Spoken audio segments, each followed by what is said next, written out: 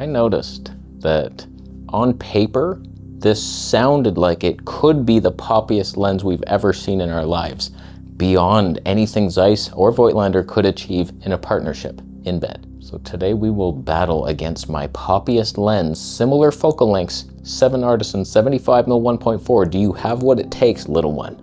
Manual focus only. Uh-oh. All I want is the perfect camera. All I want is the perfect camera. If you're curious what the lens looks like, I don't know either. Clicky aperture ring, cannot declick it. Smooth enough. It extends a bit, and it has the terrible, God, why? The screw-in lens cap system. Why do you do that? Who would ever want that? No lens hood. God, I'll just put this back on in half an hour. Well, it's not lined up. Oops, I scratched my front element. No. So here's why this could be the poppiest lens or not at all. So I'm a low element count guy. That's how I got into this. I noticed, I was just looking at my lenses that popped hard and I was like, what's up with that? Zeiss 55mm, oh, 7 elements only, wow. Oh, all these old Zeiss and Voigtlander lenses are like 5 to 7 elements. It's like, that's the secret. So that's what I believe in. Then Dirty Photography Club came in and he's like, not always. Then he added some new equations to the mix. And these like pop factors, lens elements divided by groups, and that's one factor, and then 80 elements. Like he added a lot to the conversation. This, on paper, potential. Now here's where it might not. 6 elements in 6 groups. That's weird. That could be the popless factor of like, why did they do that? I don't know. But it's only 6 elements, so it has a chance. But listen to this, no ED elements, 3 high refractive index elements. That's a 50% HRI ratio. So like you need those to counterbalance ED. What happens when you have lots of them with no ED and low element? This could be the one. But it's a TTArtisan's lens, so let's hold our expectations in a lobster tank where it belongs. Let's switch to it and then we'll go outside and test the pop factor.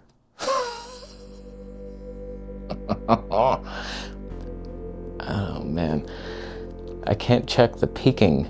Thanks for not letting me punch in while recording, Canon. I love that so much. Who needs that feature? Not me. One of you assholes suggested I get binoculars and check the focus, so let's see. Yeah, you are the asshole, I thought. You can't see a damn thing. It's worse. It's worse than just judging it by my eyes. You suck at suggestions. So you should be able to see, even now before we go outside, some depth in the 85mm at least. Am I completely flat? It's a weird lens design. Like I love the low element count. I love no ED glass. HRI I'm a fan of, but then the whole 6 groups, each element's so lonely. I don't know that that's gonna work. Seems like it's not any wider than the Canon 85. I don't get that at all. 75mm, it should be like noticeably punched out. Dick. I don't know how sharp it is wide open, but it's somewhat usable. Not seeing a ton of swirly action over here, but I remember reviewing the TTArtisan.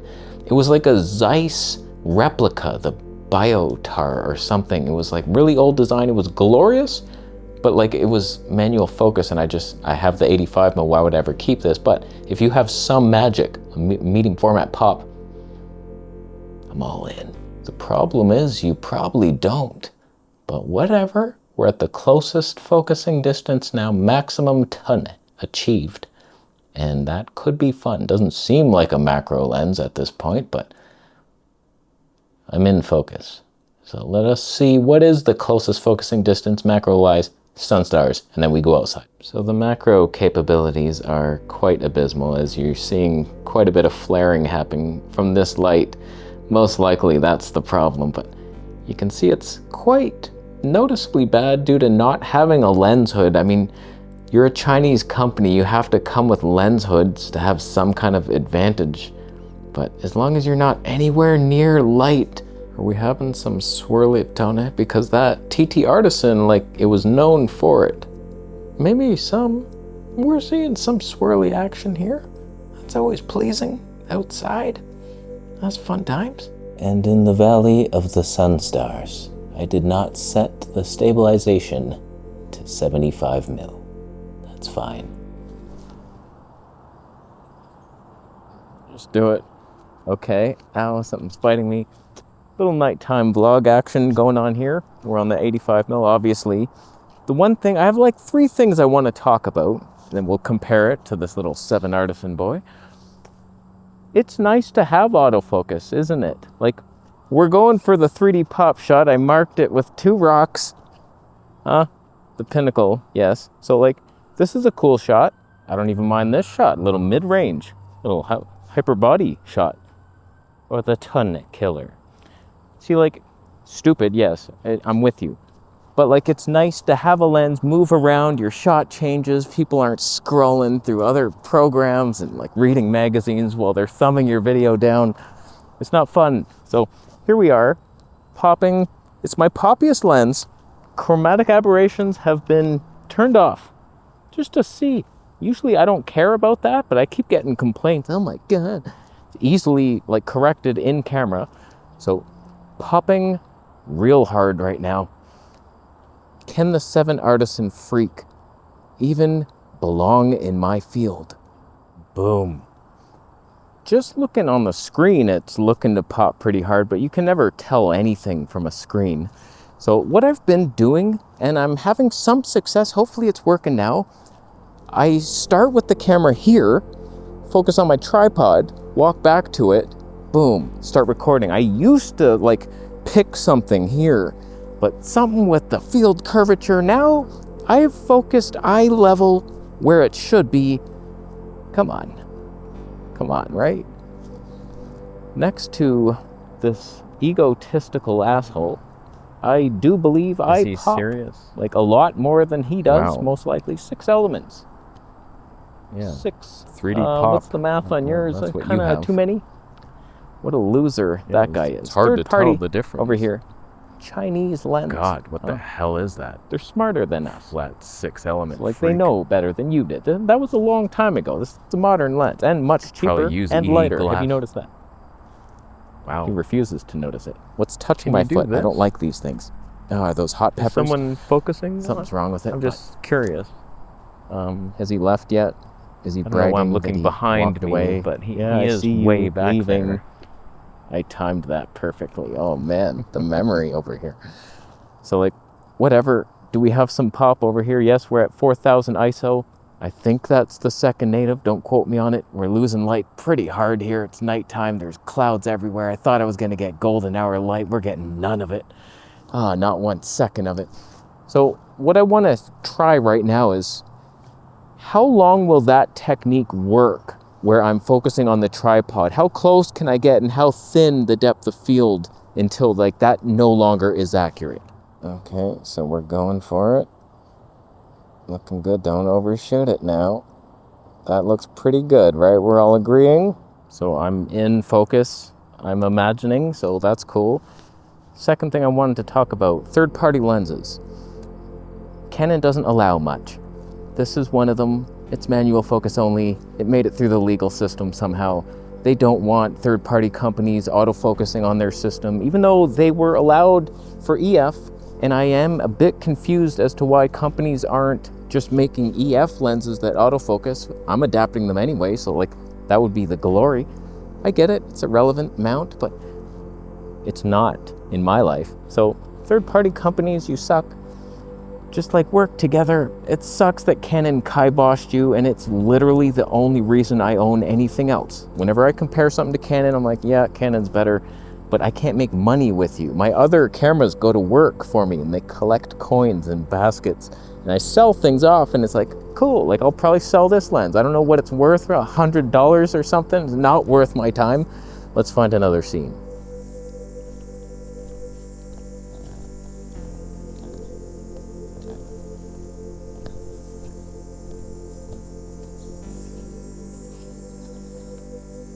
"17 hours later, everyone left me to be. It's raining now. That can't be good. So I took the ND filter off and the mist thing inside, so it should be a little crisper now. I still haven't even tried to stop it down. I don't even want to. Once you're this far, it's like, come on, give me a break already. I could be in focus over here. So if I'm being honest with you, you know I'm a lens snob.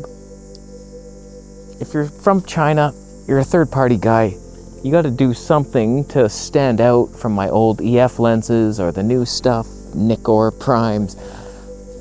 Do something, man. Like, you're manual only. You have no contacts. That's really irritating when I can't like set certain things, can't do digital stab, or there's a lot you can't do, and it's just annoying. Zebras don't work. It's hard to expose. It's hard to focus, but if it's a glorious lens, okay, you gotta look. But like, let's stop focusing on being the cheapest lens possible, like $100, and it's not great. Do something. Give me go for a nice low element count Voigtlander. Here's Toneh 4. Do you see much of a difference? I find it's not better for me ever to stop it down. It does nothing for me ever.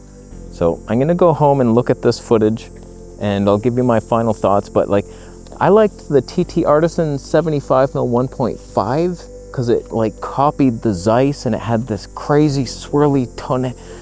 And even that I sold. Like, I'm not super thrilled of having a manual focus ghetto-ass long thing. I know that this is meant for like studio portraits, and I never use things the way they were intended, but come on. If I can't do this, what can I do? Nothing. I'll tell you what I can do. I can move closer and still be at Toneh 4, and I'm sorry that I never test the important things that a lens has, like what is the corner sharpness, how much vignetting, is there barrel distortion? There's other people that do those boring things, so go watch that. This is for the pop factor. So I've had a chance to look over the footage. There are detectable amounts of pop. It's not on the Canon 85 level, but nor the TTArtisan 75mm 1.5. Honestly, if it was me, you want a cheap Chinese manual focus around this focal length, get the TTArtisan. It had the crazy swirls. It was fun and it was super pop. This one is like, I detect it, I swear I do, but it's in minor amounts. You know what's really annoying? I got such beautiful B-roll with this lens. It started raining. I saw the reflection of this black lake with little green things around it, and you could see the reflection of the upper tree, and then I was like focusing on it, and then raindrops were falling at 8K 60p, raw. And it didn't record because I'm an asshole, and I didn't have the shoot without lens, because this is not a lens. It doesn't exist. There's no contacts. And for whatever reason, I didn't have that turned on in my custom modes, and it looks like you're recording. You press it and something happens on the screen. You're like, yeah, totally recording. And I got nothing. I came home like, where is all that? Oh God. I'm the worst reviewer in the history of mankind, but it's cheap. I would like it to just be better though. Instead of so cheap, it was free. Oh, that's good times. I could be in focus at some point. It's available through my affiliate links, of course. One annoying thing, they just gave me the 14mm as well. You're the same company. Why do you have the focus ring and aperture switched for no reason? Like, get used to one and have it known that you're always doing that. Like, why? Why make things difficult for zero reason? I don't get it. So the Toneh was with us today. Bitcoin can be spared. Affiliate links are available to you. I could be in focus. I don't even need to check. Although I was out the last time I tried this. You start leaning, bad things happen. Subscribe, man.